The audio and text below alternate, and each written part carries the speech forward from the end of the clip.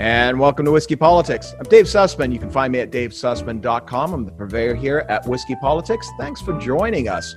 You can find us on the Range Broadcasting Network as well as the independent.io. Or you can just subscribe to us over at YouTube. Please subscribe and hit the notification bell. That way you can hear and learn about new interviews as they go up. Of course, on all of our podcast applications as well, including Apple Podcast.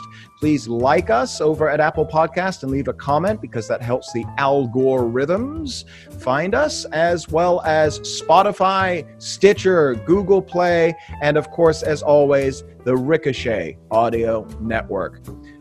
This is an incredible couple of weeks we're in right now. This week, we're at the end of the Democrat National Convention, and then we are heading straight into the RNC next week, and we'll be talking about that on our next episode, I'm sure. But to talk about what we've been seeing this week listen, I'm just going to say this up front before we bring in our guest, Erick Erickson. This is one of the most transparently fraudulent presentations I think I've ever seen. What I find myself asking, watching this show, this charade, this pantomime that is the Democrat National Convention, isn't there any honest Democrats anymore? Aren't there anybody on the left that is intellectually honest? I mean, besides AOC, who tells you exactly what she thinks. We had John Kerry. John Kerry gets up and it says it was Barack Obama who got rid of ISIS. Are you kidding me? This is the man that called them the JV League and enabled them. This is the man that gave Iran the keys to the nuclear weapon that they want to use to annihilate Israel and the Jews, to wipe them off the map. And that's not hyperbole. Iran, the mullahs in Iran say this. What did Barack Obama do? He gave them $1.5 billion in cash. Well, guess what? When President Trump comes in and changes all of that, guess what Iran doesn't have any more of? And that's money. And that's why you're not seeing terrorist attacks through their proxies that Iran was sponsoring through Hamas and Hezbollah. But John Kerry wants to tell you a tall tale, Lurch. He is quite tall. I mean, it's absolutely insane to me that the media are not calling these people out on their truths. And Kamala Harris, holy cow. Could you have not picked a worse candidate, Biden? I mean, this woman, her welcome has already worn out, and she's been on the national stage for less than a week. That besides the grating voice, the fact that she is one of the most inauthentic individuals ever to grace the dais of a political convention, she doesn't have a position on anything until she sticks her finger up in the wind and see which way it's blowing. And my hope is that most people are seeing that for what it is.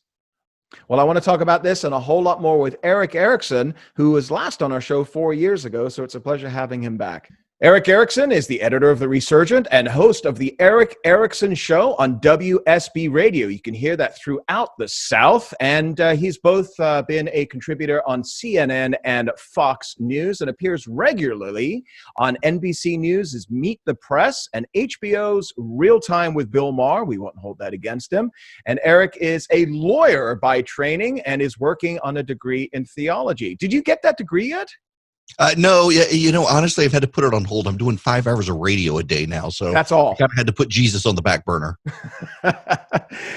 First of all, it's great to have you back on the show. It's been about 4 years, Erick. I was thinking about the last time you and I sat down, we actually had lunch and then had you on the show on what I think was, and people are going to hold this against me now, the Weekly Standard's last cruise. Is that right? Yep.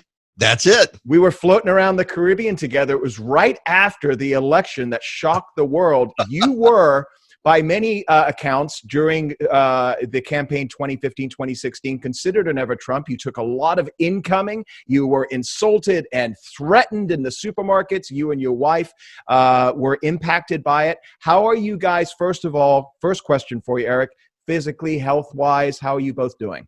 We're doing well. So my wife has an incurable form of lung cancer, but it's genetic. She takes a pill that keeps the tumors from growing, and right now the medicine's working, so she's doing well, and I'm doing great as well. Oh, thank goodness. Thank goodness. You look good. You look good. You look healthy. Yeah. Sadly, I had to join CrossFit because, the last couple of years, I had blood clots in my lungs a couple of years ago, and I really literally was prohibited from exercising for about 2 years, and the beer and pizza diet doesn't work it for keeping the weight off. So I've had to go back. It sucks. Man, do I hate running and lifting weights, but I like to eat, so I have to do it. What are you doing cardio wise? Because I can't run. I do a lot of walking and elliptical, but my knees can't handle the running. So I just actually started doing a running app. My wife, God, I think she found out how much my life insurance is because she signed me up for a 5K in October. So I feel like I've got to do it. But I do a lot of walking, and then really I do more weightlifting than I do cardio. Which with CrossFit, it's so cardio intensive anyway. It gets my heart rate up. Yeah. Turn that fat into muscle, and you may not lose a ton of weight, but you'll get rid of that fat, and I got a lot of fat to turn into muscle. Yeah. Well, I appreciate you joining us. It really is great to have you back on the show. I follow you religiously on Twitter. Don't agree with everything you say, but if I did, I think that I wouldn't be my own person. But I do agree with much and most. I like to consider you somebody that, much in the same way Ben Shapiro calls balls and strikes against this president. As we're we're just about 70 plus days now from the election. Let's just jump straight into it, shall we? Where are you right now with regarding the election? Gosh, I have not been. I didn't vote for the president in 2016. Right. I've said I would vote for him in 2020. There are days I get up and scratch my head like, why am I even doing this? I may need to get my nails done that day or something. But gosh, then I watched the Democratic convention last night with the Democratic convention. The Kamala Harris night, the Hillary Clinton, Barack Obama. Last night was the first night I really thought that Donald Trump can win this thing. They start with, we want to take all of your guns while we're defunding the police and then raise your taxes to fight climate change. It was so completely tone deaf. The problem is the president's message discipline. For all the faults of the Democrats, they are very good at being message disciplined, and they tend to keep their promises. When they promise to take our guns away, they want to take our guns away. It makes me nervous that the president's campaign lacks messaging discipline, which could work very well in 2016 when he was out there and he had huge crowds and he could see what was playing and what was not playing and drop what wasn't playing. And now he doesn't seem to have a sense of what is and isn't playing. So he's throwing it all out there, and it's a schizophrenic message. Yeah. For our viewers and listeners, we're recording this on Thursday, so we still have one more night left in the DNC. And I may die of alcohol poisoning by 11 o'clock. Holy cow! Well, if we played a drinking game and heard the words, institutional racism, systemic racism, or just the word systemic, we'd be done. We'd be done. Yes. Right. But one of the things is that I was on the radio talking about this last night for 3 hours as well. One of the things that I've noticed this week is that this party, the Democrat Party, are presenting, it's almost like, if you go back to comic book world, the bizarro version of themselves. It's the complete opposite of themselves. They're hiding the Linda Sarsours outside of primetime. And I said the only person this week, including out of John Kerry and Kamala Harris and Barack Obama and Bill Clinton and Hillary Clinton, the only one person this week, Eric, that has absolutely been honest about who they are is AOC. You know what she stands for. Do you think the American people are buying this? Yeah, I don't think the American people are even watching, to be honest with you. And to the extent they 50% down. Right. Yeah. But AOC's speech penetrated the conversation enough for people to realize she was so out of step with what everyone else was saying. But even the Democrats who are on their best behavior, Barack Obama, of all people, lecturing the public on constitutional restraint. That's like a serial killer lecturing people on vegan, a cannibal lecturing people on veganism.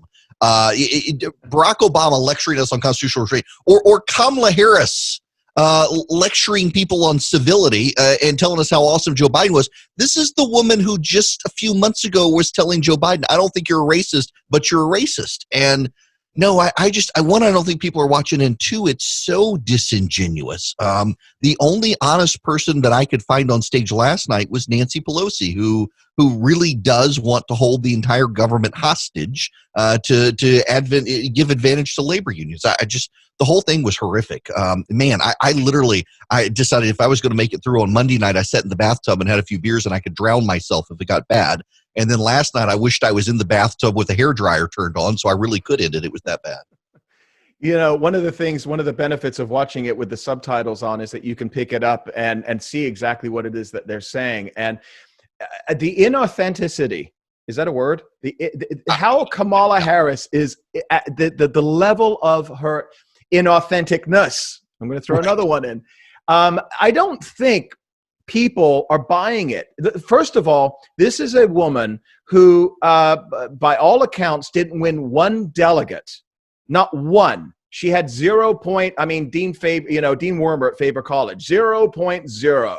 Right? She didn't win one delegate. And the New York Times and the Washington Post both essentially skewered her when she dropped out, saying that it was one of the most ineffectual campaigns. She's $1 million in debt. Bye-bye, Kamala. And now, according to the New York Times, she's a pragmatic moderate, and she's the best thing to happen to the Democrats in sliced bread. So now we're dealing with the DNC's message, which is again completely the opposite of truth, and the media, which seems to be, I mean, we've always called them biased. We've always said that there's bias. I read Bernard Goldberg's book Bias 20 years ago. But what we're seeing right now is it's almost like Goebbels and conditioning, isn't it? You know, I worked for CNN for 3 years, and I worked for Fox for 5, and I've got a lot of friends at the networks. I actually got my start, believe it or not, as a blogger. MSNBC asked me to help cover the 2004 election when I was like 24, 25 years old. The amount of brokenness in the media when it comes to Donald Trump, the unwillingness to be fair at this point by the media is shocking to me. You know, so I do 2 radio shows a day. I do 3 hours in the morning in syndication and then 2 hours in the evening just in Atlanta.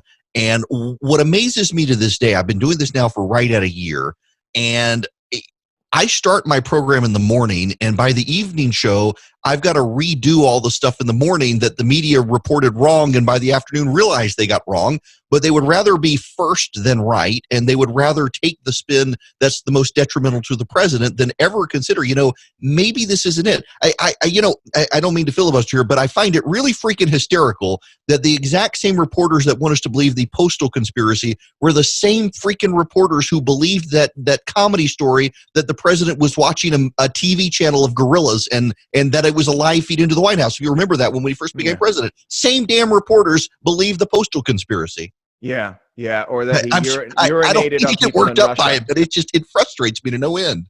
So this is the problem. And I think Barack Obama, he actually said something last night that I agreed with. He said there's a lot of people watching this that are going to vote for the president, and there's people that are definitely voting for Joe. I'm talking to the people in between that haven't made up their mind. I don't know what number of people there are that fit that category right now. I think I would say 99% of people are pretty much locked into their politics today because we are so polarized. But that 1% can make a difference, especially in specific congressional areas in those swing states. But so the media, they do have an impact. The messaging does in essence mold people's opinions, especially if you're only watching 1 or 2 channels. What you do, what we try to do here, what other folks are doing right now in talking truth, and in no way are you a Trumpite. I mean, you call balls and strikes, and like I said, I've seen you skewer the president in so many different ways, and sometimes I read your feed and I think, oh, Erick's going to vote for Biden. I mean, seriously, because you can't really tell. But my question of you is that one, let's say it's 1%, maybe it's 5%, I don't know. That small segment of our society and our culture, where do you think they're getting a majority of their news? Because the #1 show on cable news right now is Tucker Carlson, and he's only getting between 3 and 4 million. There's 325 million people in this country, and CNN is down in the basement. Right. I actually don't think they're getting their news. To the extent they're getting news from the push alerts from their iPhones and the like, from like Apple News. I think a lot of Americans have tuned out the news altogether. They get it from their friends on their Facebook feeds. That's one reason the Democrats have become so hostile to Facebook, is because they know people can bypass the mainstream media and be on Facebook and hear stuff from their friends, which may not be true, and that is a concern, but oftentimes it's just the stuff the media doesn't want you to hear. I mean, the stories the media won't tell. I mean, this goes back, for example, to Kermit Gosnell, the abortionist, that it was a local crime story the Washington Post wouldn't cover, but people were hearing about it on Facebook from their friends. Yeah. Yeah, fantastic movie, by the way, and book. Attended the red carpet on that one. Yeah, so you're saying that it is word of mouth. And if it's word of mouth, wouldn't that be incumbent upon us as, let's call us citizen journalists, okay? As the message that we're spreading right now is to educate people, is to inform. As you said, the news is moving so fast that between the hours of 10 a.m. and 5 p.m., you've got to correct much of what we're hearing in the media. How challenging is that? It's really challenging.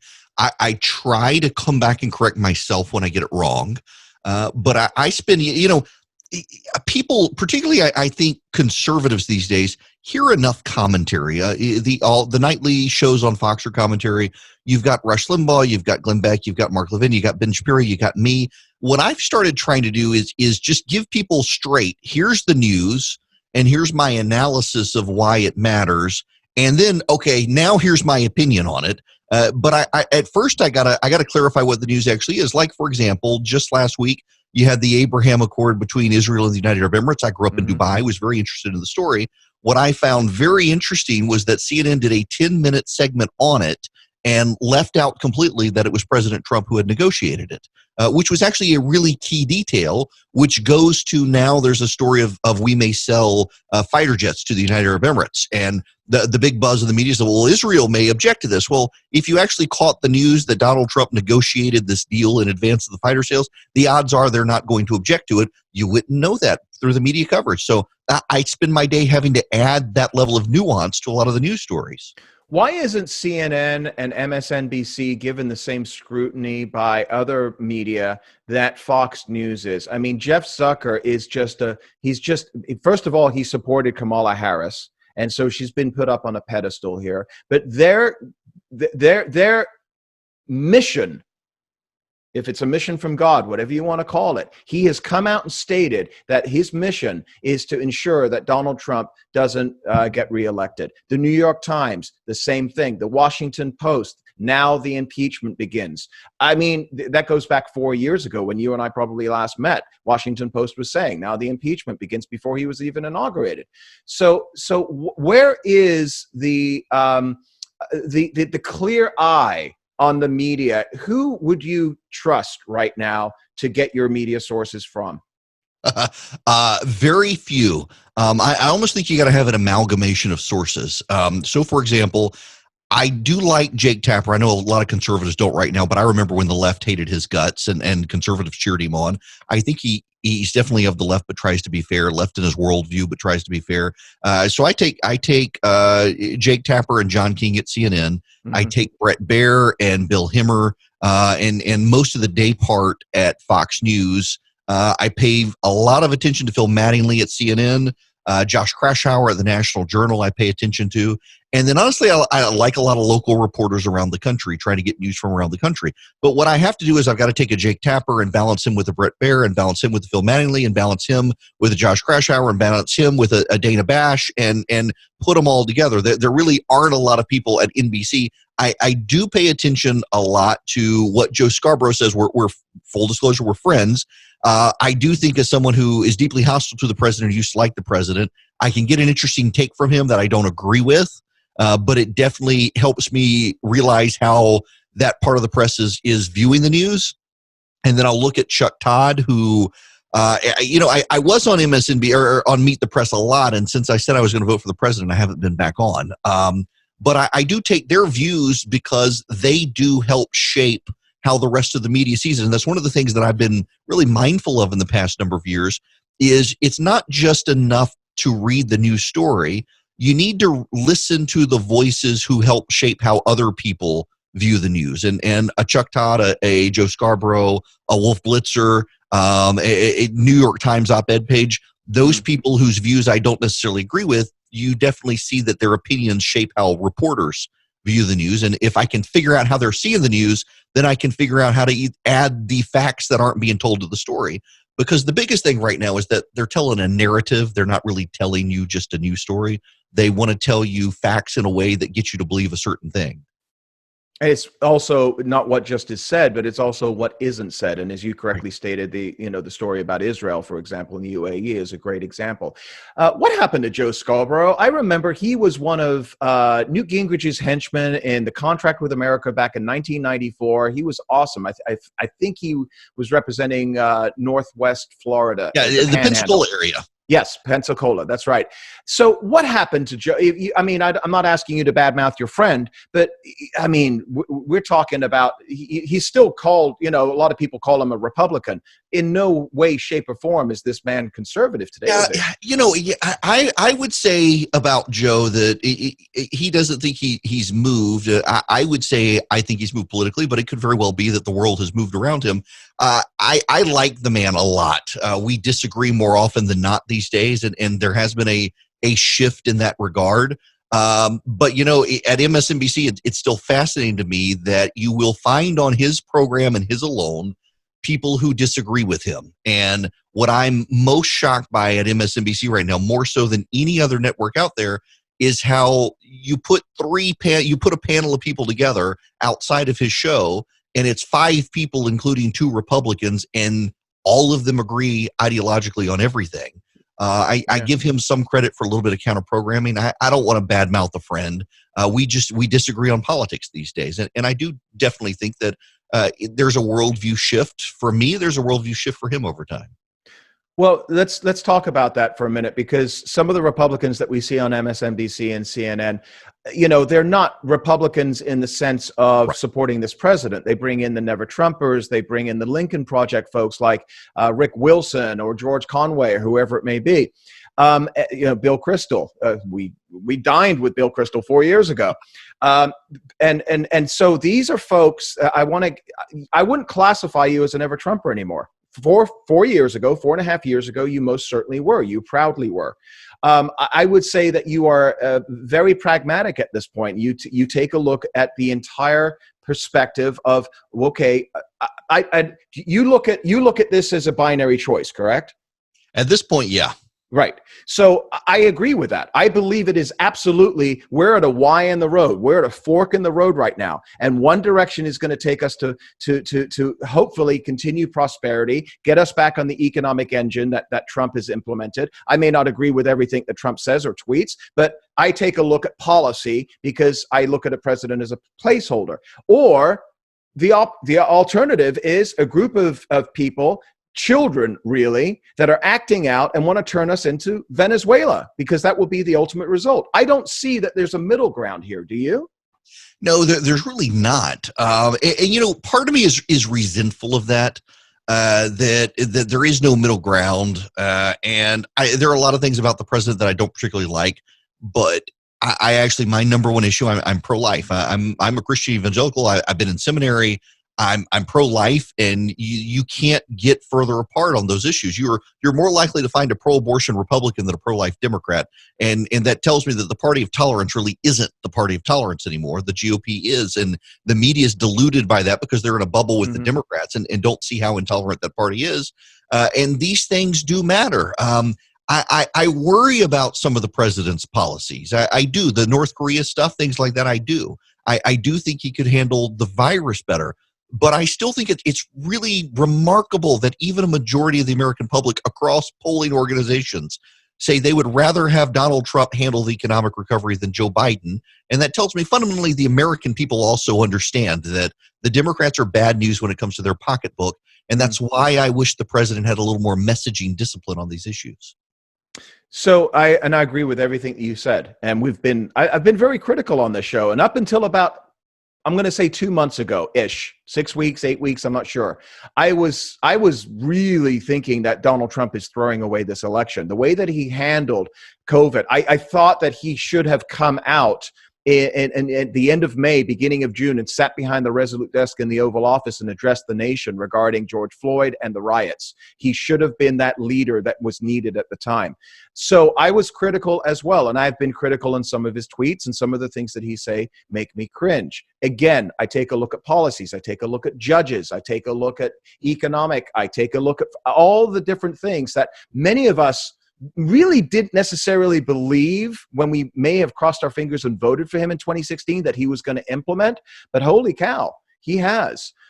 So when I take a look at, going back to a previous issue that I raised, I wanted to get into with you, when I take a look at that core remaining never Trump crowd, of which you used to more or less be one, the Bill Kristols, the Rick Wilsons, the George Conways, the Charlie Sykes, they are still, they've doubled, trebled, quadrupled down. And in fact, they're putting their lock, stock, and barrel behind Joe Biden.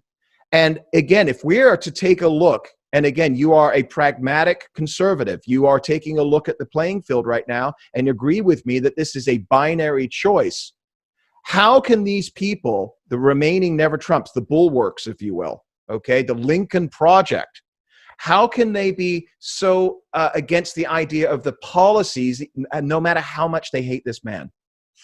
I think it depends on the person in the group. Some are just political consultants who they don't have a seat at the table against Trump, and they do with Joe Biden, and they want the money. Some of them are principled in ways they think that the president is bad on foreign policy. I think Bill Kristol, to a degree, falls into that camp. He's got a very firm view of what he believes American policy in the world should be, and Donald Trump betrays that, so he's not on board Trump. Others want seats at the table in certain ways, or they blame conservatives. They were never really conservative to begin with, and there is this overarching trend among all of them. When you take the people who are vocally still never Trump or have changed to be with Joe Biden, one of the common threads among all of them is none of them are committed to the sanctity of life issue. And it's very easy to jump ship from Republicans when you don't care that the other side is willing to kill kids. That's interesting. I don't know. I thought Charlie Sykes was pro-life, no? I think he is, but I don't know. I don't know if that's his big issue. Okay. And but I mean, you're right. It's one thing to call yourself pro-life, and it's another thing to actually that's your issue to vote on. Yeah, and so what you're telling me is what I've always thought, and that was this is about ego. This is about self-interest and lining their own pocketbook. For a lot of them, it is. Now, listen, there are some who really believe, and I agree with them that character matters. And I wish I had someone I could vote for in character. But like I said in explaining my shift to Trump, I voted third party in 2016. We had people show up on our front porch to threaten our family. Yeah. My kids were harassed at the grocery store. I mean, we had armed guards protecting us for a while. It was that bad. And I voted third party. And the third party person I voted for, Evan McMillan, turned into just, he was a prima donna who wanted attention. It turns out that Donald Trump wasn't the person I thought he was when he said that he would be pro-life. He actually was, as opposed to the guy who used to say nice things about Planned Parenthood. He was doing that on the campaign trail. There are things I don't like from his administration, but by and large, he's kept his promises. So now I look at this year as like, do I go third party again? No. Do I go Democrat? Absolutely not. I'm not going to sit it out, so I'll vote Republican. So some of these guys, it really is, they want back in the game, and as long as Trump's there, they can't be. Some of them look at it and say, you know what, character fundamentally counts. The thing that gives away, though, is I know people like that, and they're not voting for Joe Biden either. They're just not voting. The ones who are actively collaborating to vote for the Democrats to burn down the Republican Party, this is about them wanting to be back in the game, and they can't right now. It's interesting because you're from Georgia. Now, a lot of people are saying that Georgia is I mean, Atlanta is pretty deep blue right now. You've got Stacey Abrams there. And it raises two issues that I would love your impact or your feedback on. Number one, where does Georgia, where does it look right now as far as if, you know, is it going to be a strong deep red state? Is it going to be purplish? Could there be an upset? B, why didn't, if you were Joe Biden or the campaign, because Joe Biden's not making any decisions, it's his campaign that is, why wouldn't you have chosen somebody like a Stacey Abrams that could have potentially brought those electoral votes, or a Gretchen Whitmer from Michigan, as opposed to Kamala from a state which is already mailed in its vote for Right. Biden? So let's talk about Georgia first. Georgia's an odd state in that if you go back to the polling in 2008, 2014, 2008, 10, 12, 14, 16, and 18, during the summer and early fall, the Democrats are always ahead in the polling. I can't recall a time, I've been doing radio since 2011 in particular, and I can't recall a time where the Democrats weren't neck and neck or ahead in the summer and fall polling. Stacey Abrams was beating Brian Kemp at this time. Barack Obama and Mitt Romney. She beat him, didn't she? No, well, in the polling she did. In her head she did. I saw she's going to be at a Democratic governors meeting with the other governors of various states. I think they got confused. Did you congratulate her on being vice president? Oh, absolutely. Yes, totally. She'll make a great one. She'll be the first person to serve as president and vice president concurrently in her mind. But so in 2014, the Democrats were ahead of the Republicans in the Senate race and the governor's race. 2016, Hillary Clinton was ahead of Donald Trump at this point, and they never actually win. Right now, this is why I think it's actually bad for the Democrats in Georgia, because Joe Biden is not ahead of Donald Trump at this point. And in every election going back at least a decade, the Democrats always are at this point, and he's not. Now, I think the Republicans in Georgia are going to lose some suburban seats in the legislature, but I don't think they're going to lose Georgia. And there's some fundamental issues with the Democratic Party here, and it shows up in the polling. Now, as to why you don't pick a Stacey Abrams and you go with a Kamala Harris, if you want a minority female that narrows, you don't have a Gretchen Whitmer or people like that. Mm-hmm. You don't go with Stacey Abrams because I know for certain, I know people who work for Joe Biden. I've talked to these people, and they were deeply upset that it felt like she was campaigning for the role, which they found off-putting, and also that they wouldn't be able to control her on the campaign stage. They did not want someone to overshadow Joe Biden on the campaign trail, and Abrams would have done that given her behavior. So she was, it was a no-brainer for them. They couldn't pick her. What about Duckworth, was it? Yeah, Tammy Duckworth. She's, I guess, Illinois.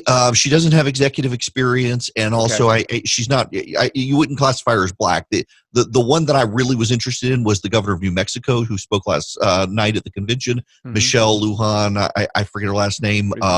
She's the first statewide Democrat Hispanic female in the country. Yeah. She's also got a medical background, which would have been interesting to contrast with the president's coronavirus stuff. She was the head of public health for New Mexico. I guess ultimately at the end of the day, Kamala Harris was probably obvious in some ways. My buddy Joe Cunningham over at Red State pointed out that in the run up to the nomination, she led all of the Democrats combined in changes to her Wikipedia page. Meaning what? That people were clearly going in and updating her bio and fluffing it up and adding stuff to it in the run up to them announcing who the vice presidential pick would be. Yeah, well, I'm sure my viewers are sick of hearing this, but I have to keep repeating it. 15 months ago, I called Biden Harris as the ticket, and that was when there was 28 candidates. And the reason that I chose, I thought it was going to be Biden by default, but the reason I chose Harris is for the reason that we know the Democrats chose Harris. She's a token. And I hate to say it that way because it sounds racist, but they're the ones that are racist. They're the ones that made it a priority to choose somebody based upon their plumbing and the skin color. Got to have a black female. And in addition to that, you also know with Joe Biden, part of this is he wants to be able to transition the party in a new direction. And as much as Harris is of the left, she's not of the AOC, Bernie Sanders, Elizabeth Warren left. And so if you're going to chart a direction for the Democrats where you've got to keep some grounding with the left, but not give it to them, you want to pass it off to someone like her. That makes sense. But Eric, she's been viewed as the most progressive senator in the Senate. And that's with Bernie Sanders and Elizabeth Warren in the Senate. Yeah, but you're missing a key word there, opportunist.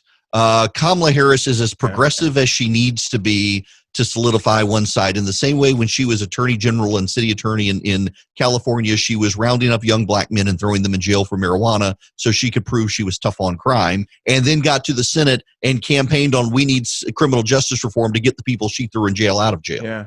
She does come across as extremely inauthentic. Her voice to me is absolutely grating. Some people are going to say that's sexist. No, I would love to see a strong a Republican woman as president, a Kristi Noem, Nikki Haley, whoever it is, I don't care. And so, for me, it's always been about policy. And I know from most people that I know, it's always about policy. I don't know anybody that would view somebody differently because of their gender or their race. You don't know many Democrats, do you? Exactly. No, you nailed it. But Kamala Harris, going back to our earlier point in this, she never made it to Iowa. You talk about this in your most recent article. She never made it to Iowa. She comes across last night in this most inauthentic way. And the media, you talk about this, and I want to get deeper in this with you. The media's reaction to last night was not so much about Kamala, but it was more about Obama. Did Obama steal the limelight? Oh, he totally did, and I think they knew it was going to happen. Her speech was simply not good. I don't know who the speechwriters were that worked with her on it. It wasn't good. Mm-hmm. Now, vice presidential speeches at these conventions tend not to be fully normal or memorable. Mike Pence's wasn't, although his speech was better than hers. Joe Biden's speech in 2008 was better than Kamala Harris's. It was very interesting, and it tells you how bad of a candidate she was on the campaign trail. She had to reintroduce herself to a Democratic Party that should have already known who she was, given that she was a candidate for president, and then immediately pivot to say all these nice things about Joe Biden after spending a year on the campaign trail trashing him as a racist.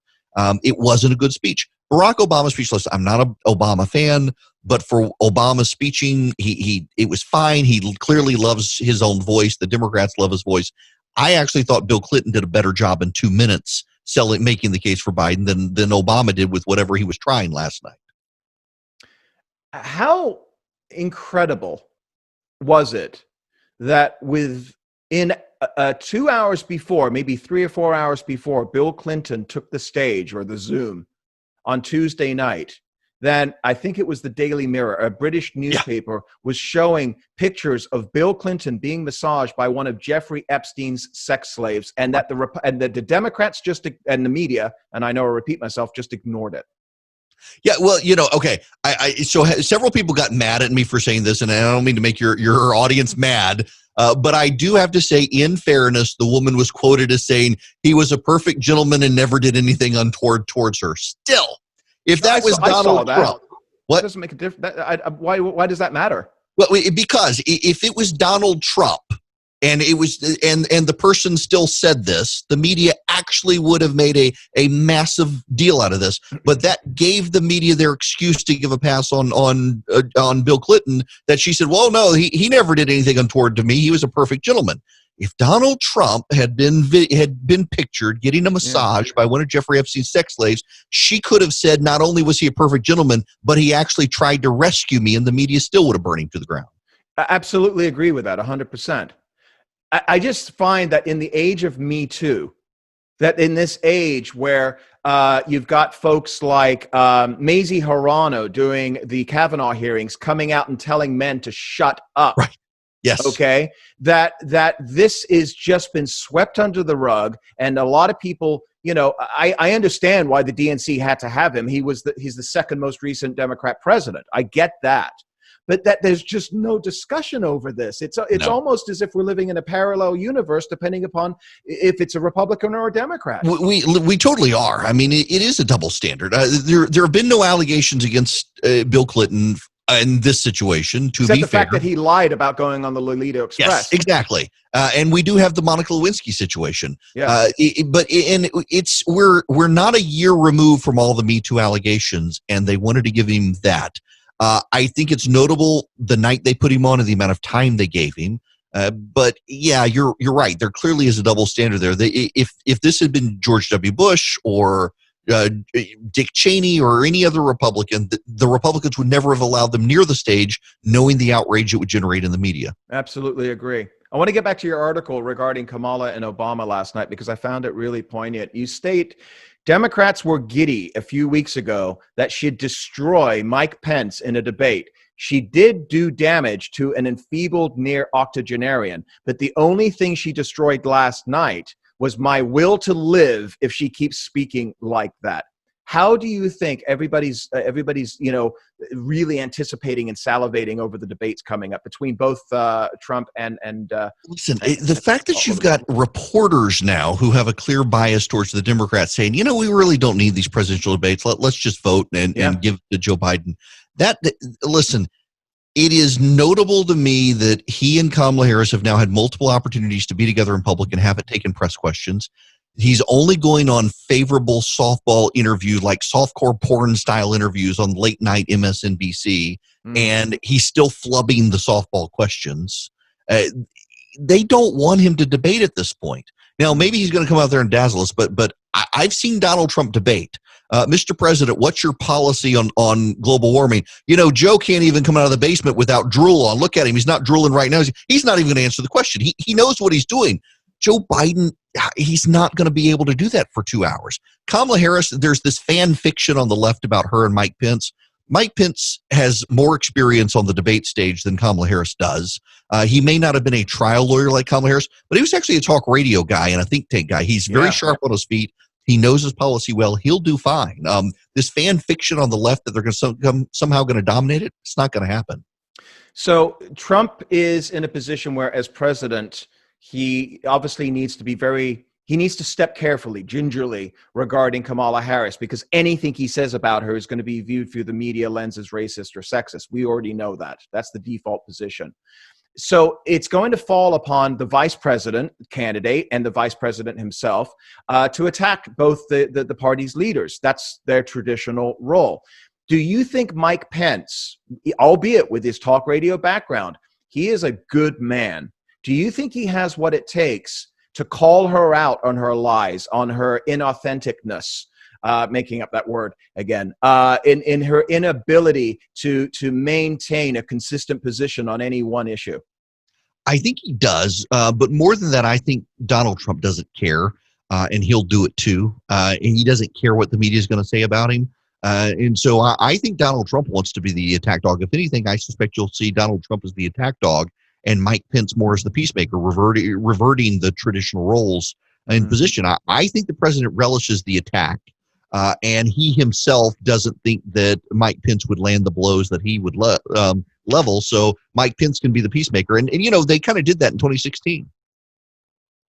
To a certain extent, they did, didn't they? Yeah. But, again, we're in a different world than we were in 2016. Right. Nobody gave him a chance to win. And so, the media, which were, I think, more intrigued than having the antipathy. We did see antipathy and animosity towards Trump during 2016, but I think there was definitely more of a, like, wow, this is really interesting. It's entertaining. He's not going to win, but this is, now it's just full blown, we're going to send in, the 3rd Division infantry to kill this guy. Right. And so, okay, let's move on to another issue, because I can talk with you about the debates and the election all day long here. But another issue that's come up in the election, and this is going to actually feed into probably some animosity from some of my viewers. And I want your opinion on this, because I know you've written about this.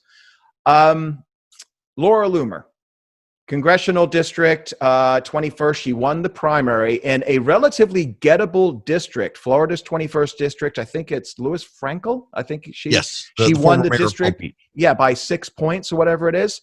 And it went for McCain, I think, in 2008. It flipped in 2012 to Deutsch as the representative, and they've held it ever since. Hillary Clinton beat Donald Trump by about 10 points in 2016. So for our viewers that don't know and love a Laura Loomer because she fights, to paraphrase Evan Sayet, what he wrote about Trump. But a lot of people like a fighter, but a lot of people don't know all of her psychodrama, all of the, a lot of the. She's nuts. She is crazy, right? The woman is an attention getter. That they want to use the word provocateur, but no, she's just an attention getter. And I got no use for her. And the problem is that she's going to have a fundraising network of alt-right activists who go out and try to raise money for her, and that money, every dollar she gets is a dollar that won't go to a more winnable race elsewhere, potentially costing Republicans more seats in the House of Representatives than it otherwise would. In addition, she's someone who's going to say and do outrageous stuff on the campaign trail, and every Republican will have to distance themselves because we're not in a fair fight with the Democrats and the press. Anytime if a Republican dog catcher says something racist, the president of the United States is expected to announce it. If Laura Loomer says something bat poop crazy, every Republican is going to have to distance themselves from her. In the same way, when Marjorie Taylor Greene got elected in Georgia, suddenly QAnon becomes the story of the day because this crazy woman in Georgia got elected. Some Republicans just want to be entertained by people who in former lives would have gotten jobs in the circus because they know the district really isn't winnable. That district, even the Republicans in Florida write it off at this point. That's why you didn't have a really credible person stand up to run against the former mayor of Palm Beach, the incumbent congresswoman. It disturbs me to no end that Republicans say, oh, you don't understand. We need fighters like this. You need fighters who can win. You don't just need people who are going to lob bombs, because the bombs don't blow up unless you get inside the arena, and you're getting people who are insured to never get into the arena because most voters look at them and say no. And they say, but Trump, yes. But Donald Trump was running against Hillary Clinton, and 60% of people who hated both candidates in 2016 went with Donald Trump. They're not going with Laura Loomer in that district. I wouldn't think they are. And I think that this is absolutely wasted opportunity. And I know there's a lot of people out there, viewers of ours, and I've met Laura. I've met her at CPAC. I've met her at other events around the country. She is a provocateur. And this is somebody that has essentially lined up behind Alex Jones on conspiracy theories regarding Parkland and what was that one up in Newtown? Newtown, and even the Las Vegas shooting. Yeah, and it's all conspiracy theories. And of course, she said some, she's phrased things. I know that she supports Israel, and she hates anybody that is anti-Semitic, and she's got a lot of disdain, as I do, for Ilhan Omar and Rashid Tlaib and the like. But the way that she's phrased things definitely puts her in an Islamophobic light. I have no problems with Muslims. I have a problem with Islamists. So, and I think you would agree with that. So, what happened, in that district? You think? I think there was 6 different candidates that were running. Why do you? And she's not on any social media. She's been kicked off of all of the financial platforms, including PayPal and others. She has had no exposure. How did she win? I think she won. There are a number of ways, because there were a lot of prominent conservative voices and other carnival barkers who Matt Gaetz being one. And what's that? Matt Gaetz being one. Yeah, it gave her a lot of attention. She was able to get access into donor pools that she otherwise would not have had.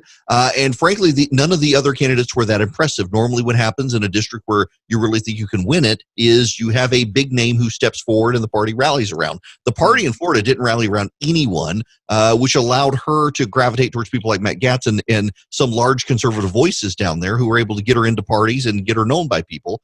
It was not a massive turnout on the Republican side. Again, this is a district that drifted away from the Republicans in 2012, and it's not even listed as a toss-up. It's listed as firmly within the Democratic camp for 2020, and that was before any of the Republican nominees were picked.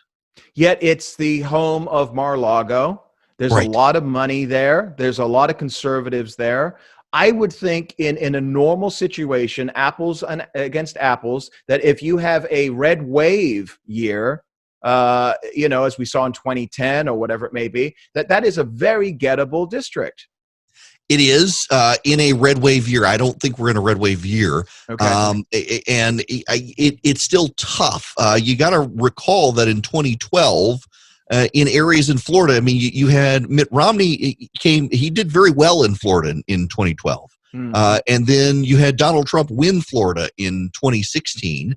And that district never flipped back nonetheless, despite a very high Republican turnout. Or in 2018 even, you had Rick Scott and you had Ron DeSantis win in Florida, and that district still stayed solidly Democrat. It's interesting. How much of that do you think is impacted by the migration flow out of places like New York and Connecticut right now? Actually, some of it does. There has been a migration pattern of New Englanders down to Palm Beach. Rich, wealthy liberals have been moving more and more into Palm Beach. I've got several friends who live down there in that district, and they say in the last 6 years, it's gotten decidedly more progressive over time. It's become a safe haven for rich liberals. It's the primordial Marxist ooze. We're seeing it from California as well. I've lost seven and they don't want to friends. actually pay income taxes, even though they claim they want income taxes. Yeah, I mean, it's the hype of hypocrisy, Yeah. And so do you think as a whole, Florida, I've got your opinion on Georgia. Do you think as a whole, Florida stays in the red column this year, or is it tossed up do. again? I think Florida isn't really a swing state anymore. With a few random anomalies, Florida by and large is a Republican state. Even the Puerto Rican immigrants Republicans have worried about actually are voting Republican in Florida. Well, we see that with the Haitians, we see that with the Cubans, we see that with the Puerto Ricans, but Broward County is about as deep blue as you can get, isn't it? Yeah, it is, and it's a lot of native. It's a lot of native Floridians down there. A lot of them senior citizens, but it's just remarkable to me that the Democrats think that a bunch of immigrants who are fleeing third world socialist hellholes are somehow going to start voting for a third world socialist hellhole in Florida. Yeah, interesting. Let's talk about you. I want to hear about your radio show because I was reading something that you put up. I forget where it was, and you were like 10 years ago. I never did radio, and I came in and I was brought in as a guest host, and here I am 10 years later, and I've got a 5-hour-a-day show. I find that to be a phenomenal story, especially in today's media landscape as it's changing so dramatically. Tell our folks a little bit about your story if you can. Yeah, sure.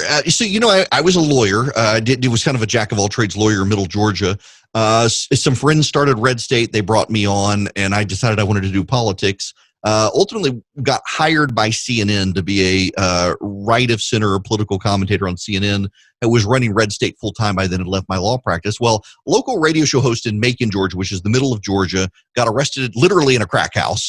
He claimed he was making a rap label. He was actually lots of drugs in the house, got arrested. They asked me if I would fill in. I'd never done radio before. It was 6 a.m. to 9 a.m., but I was on CNN. They needed somebody, so I did. And just totally coincidental, the head of Cox Media Group out of Atlanta was driving to Florida with his family and heard the show and liked what I was doing. Herman Cain, unbeknownst to me, was running for president. And they asked if I wanted Herman's job. And at first they asked if I wanted a weekend show. I said, no, I was doing CNN and running Red State. And so then they said, well, actually, Herman Cain's running for president. Do you want his job? So I did. And that was 2011. I took over. And this past year, I'm now in evening drive time in Atlanta, and it's one of the most listened to talk shows in the country at a local level, and decided I wanted to do more.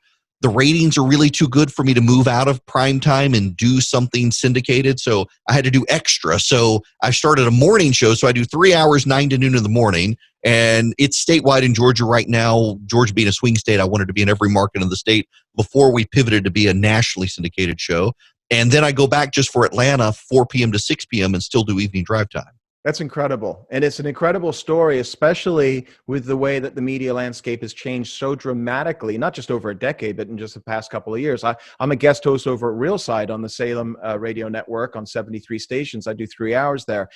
5 hours a day, I was talking with Tony Katz, who I know you know, up in Indianapolis. He's doing 5 or 6 hours a day as well. Talk to me about that. Just having that platform, A, and B, the energy that it takes, because I know what it takes to do 3 hours and 5 hours a day. It would actually be easier, I think, if I did 5 straight hours instead of having a 4-hour break in the middle, because it gives me time to eat, go to the gym, come home, and kind of reset, see how the news has changed. Yeah, but it's also kind of mentally disruptive. And then my kids come home from school and I want to spend time with them. I can't really. In fact, I can see they're about to pull up in the driveway here. So I'll have a few minutes before I go back on air. But, I love it. I found my calling. I hated being a lawyer. I get up every morning. When I'm on vacation, I get up and start doing show prep. And then like, God, why am I up? I'm on vacation. I want to be there every day. It's rewarding for me too. With the way the dynamics of radio have changed, I'm building my own morning show. I'm my own ad sales guy. I'm my own affiliate relations. And we've grown in a year from 0 stations to 15 Georgia stations. I'm literally now on every single market in Georgia except for 2. So the governor, for example, or the president, I had on the vice president a while back, can come on my morning show and literally hit 80% of Georgia's population on one show, and they're not having to go through hostile media to do it. And building that has been very rewarding. I got to grow sales. I still want to grow more in Georgia and then step across the state line, but it's been so much fun to do. That's incredible. And you're doing your own ad sales? Yeah, I got to find someone at some point, but literally I am doing everything. I've got a producer who helps me, Charlie, but we do everything. We handle, I negotiated my own satellite contract, so I don't have a syndicator. I syndicate it myself. I use Premier satellite system to do it. I do the ads myself. I go out and try to find advertisers. I go out and talk to the stations about getting on their stations. And frankly, I give the show away for free and figure I'll make it back up in putting ads on the show. That's incredible. And, I think a lot of folks that are doing what I do as well is you put in that time, you put out content that people like. And if it hits it hits. If it doesn't, it doesn't. There's a lot that, that people doesn't, but that's incredible. So what are we looking, because terrestrial radio, and I know people can listen to you online as well. And I know a lot of people throughout the South, not just in Georgia, can hear you because of bandwidth and the like.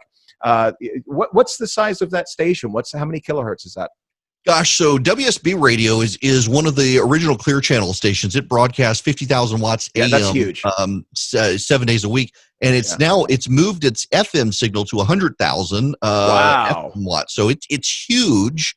It's one of the largest in the. It's the most listened to talk radio station in the country right now. That's incredible. And then I've got these other stations, 15 other stations in the morning. They're all kind of small stations in Georgia, but they wind up covering the state. And then with live stream and now I saw my Facebook numbers the other day. I just streamed my morning show live on Facebook and was stunned by how many people are tuning in every day.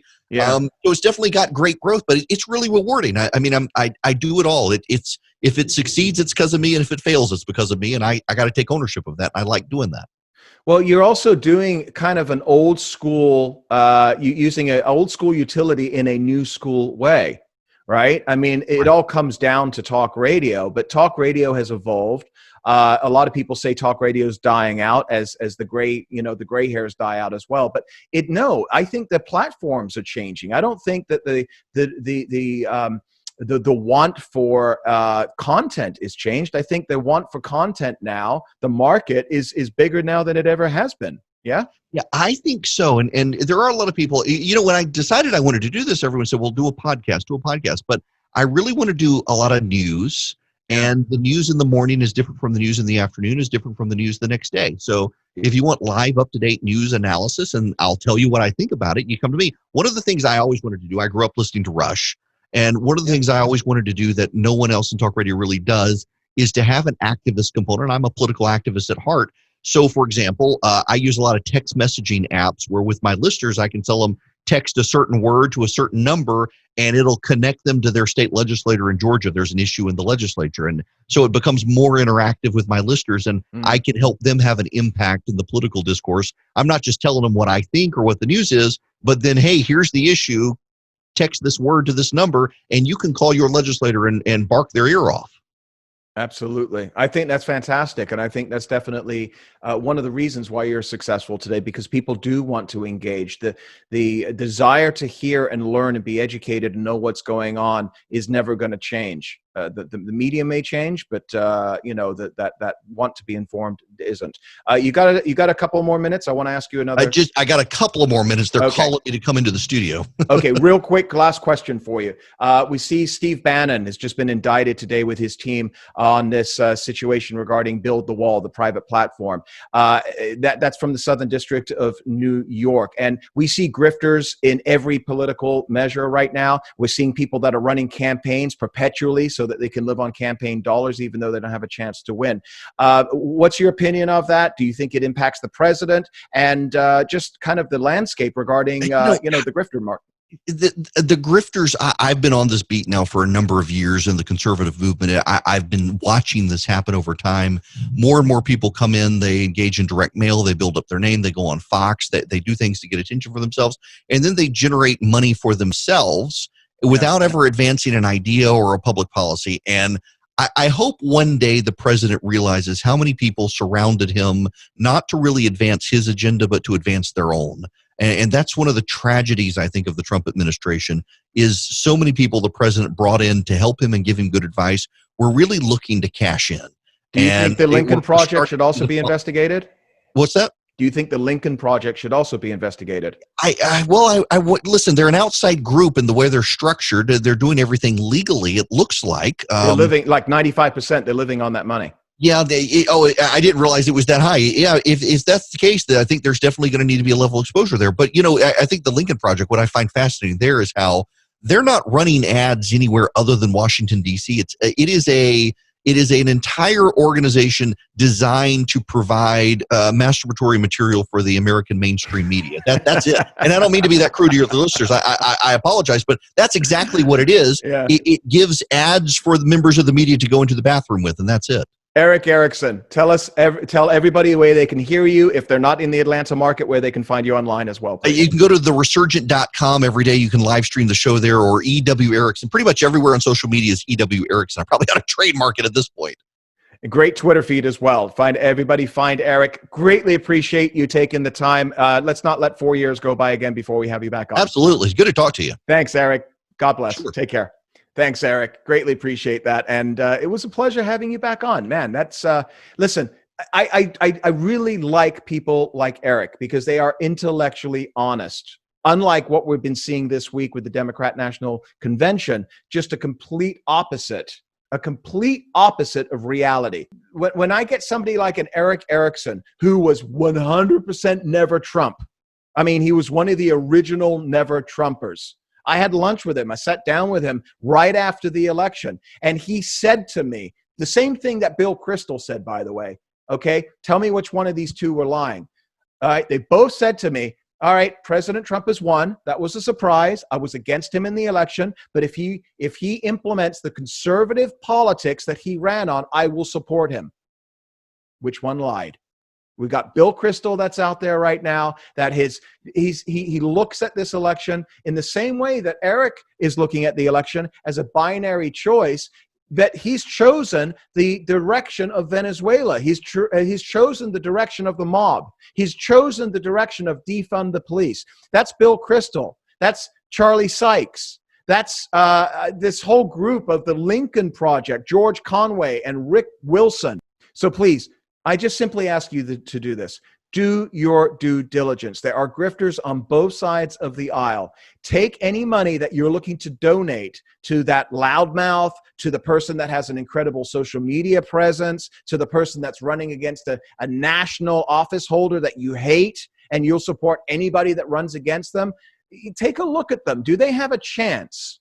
All right. What is the percentage of Democrats in that district? And if there's no way that the candidate that you're looking to support across the country that has an incredible social media presence or is a provocateur or whatever it may be has a chance of winning, take that money and invest it in a flippable seat, because this all comes back to flipping the House back from blue to red. I had lunch this week with Buzz Patterson. Okay, Buzz Patterson is running for the California 7. That's the congressional district just outside of Sacramento. That is extremely flippable. It's only D+3. And right now, Buzz's internal polling, and a lot of polling outside, is suggesting that it's either tied or in Buzz's or Buzz has a few points up right now. All right? Buzz needs your support, because there are 7 congressional districts in California alone that the White House are eyeballing as being extremely flippable. Those are the candidates that you need to invest in, not candidates that are running for office for 6, 8, 10 years, but never once having a job. You work hard for your money. Don't invest it into somebody that has never had a job, that may just be popular on social media, which doesn't mean a hill of beans, okay, when there is no way they will win. You're just supporting their rent. Let them go work like everybody else does. Do your due diligence, please, because to enable grifters is enabling the left having the ability of using that narrative against all conservatives. Yeah, they do it themselves. The Lincoln Project is a great example. We talked about this with Erick. Okay, Rick Wilson and George Conway, 95% of their first financial report that was made public went to themselves. Hundreds of thousands of dollars, $1 million, whatever the number was. They're living large on your gravitas. Why would you give them money so that they continue to feather their own nest? Don't you work hard for your money? Do your due diligence. That's all I'm saying. Leave us a comment on YouTube or at Ricochet, iTunes, wherever it may be. And we'll be back on next week to talk about the Republican National Convention. Hopefully they've been taking notes this week and going to make some alterations to the format, because I don't know about you, I'm not impressed. I'll say it. I mean, there's been some very impressive Democrat conventions over the years, and I get it. We're at Zoom, right? But there's got to be a better way. And hopefully the Republicans, they can figure that out before not too long. All right, folks, great having you here. Thank you for joining us again. Follow us on all of our social media. Find us at theindependent.io. It's a great new growing site. We're broadcast at the Range Broadcasting Network.